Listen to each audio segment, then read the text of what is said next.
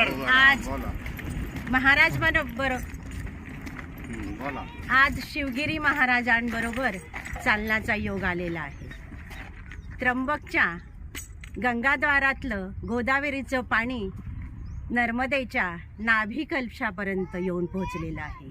निम्म्यापर्यंतचा हा प्रवास सुखद आणि खूपच आनंददायी झालेला आहे। मनाला प्रसन्नता आलेली आहे। सर्व शरीर थकलेलं नाही आहे। अतिशय छान वाटतं आहे, प्रसन्न वाटतं आहे आणि संपूर्ण आजूबाजूचा परिसर हिरवागार झालेला आहे। हिरवा रंग हा आपल्याला पुढे जाण्याचं सांगतो आहे, त्यामुळे आम्ही थकत नाही।